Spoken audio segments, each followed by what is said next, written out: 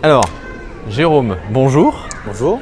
Donc là, nous te rencontrons à Imagenet, à Cluses, une expo toute nouvelle que tu nous présentes. Est-ce que tu pourrais nous en dire un peu plus sur déjà son nom, la thématique et comment, pourquoi ces images-là, cette thématique? Donc c'est une exposition qui s'intitule Regard sur les neiges des Alpes. Donc le thème du festival, c'est la neige, le froid, la glace, l'hiver. J'ai choisi donc des images de montagne, c'est un milieu que j'affectionne particulièrement, qui avait au moins une partie de neige, de glacier, et j'ai cherché d'avoir quelque chose qui était homogène dans les teints sombres, bleus et blancs, pour donner une vision que je souhaitais de cette exposition. D'accord.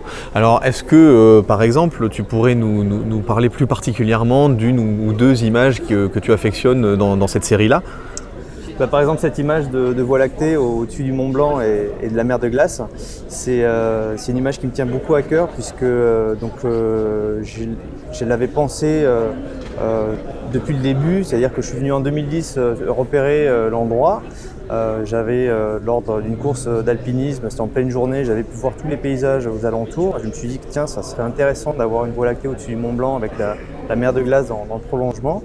Et ensuite, j'ai essayé de trouver le créneau météo qui allait bien, sans lune et en espérant d'avoir du beau temps. Et c'est quelque chose qui s'est réalisé cet été, où on a eu beaucoup de chance avec un collègue d'avoir ces conditions dégagées la nuit, sans lune, sans vent, et qui m'a permis de faire cette image. Donc ce qu'on peut en retenir, c'est que sur ces images-là, c'est pas du snapshot, il y a vraiment une recherche derrière, au-delà de l'esthétique, il y a vraiment une recherche de composition sur tes images. Tout à fait, j'ai regardé mes différentes prises de vue que j'avais faites en 2010, regarder les différents cadrages qui étaient possibles, essayer de bien me remémoriser l'endroit, parce qu'ensuite ce qu'il faut savoir, c'est que quand on se rend sur place, tout est noir. On ne voit pas grand chose et il faut vraiment savoir aller au bon endroit pour avoir la bonne composition sans devoir tâtonner et perdre de temps. D'accord, donc un gros boulot à la prise de vue, mais j'imagine aussi qu'entre le moment où tu réfléchis ton image, tu la composes, tu la réalises et le moment où tu viens l'exposer ici, il y a quand même un gros boulot. Comment ça se passe concrètement? Ça, c'est une démarche qui est déjà ficelée par le thème. Qui permet de m'aider dans la sélection des images, au niveau du graphisme, d'avoir une cohérence dans le thème. Et ensuite, je choisis des formats qui me plaisent bien, qui correspondent également au lieu, aux conditions d'éclairage.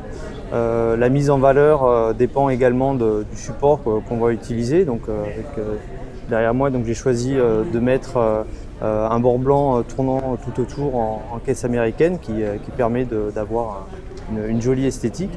Et ensuite, il y a une partie importante du choix du papier.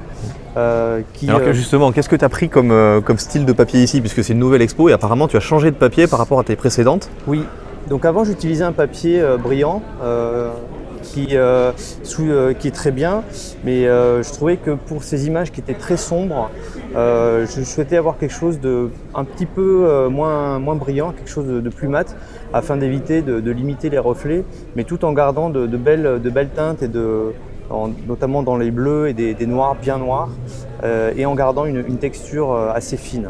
D'accord, donc là en fait ce papier-là, c'est toi qui l'as choisi en te disant je veux celui-là, ou comment ça marche? Est-ce qu'à partir du moment où tu as ton image et que tu dis je la veux sur ce papier-là?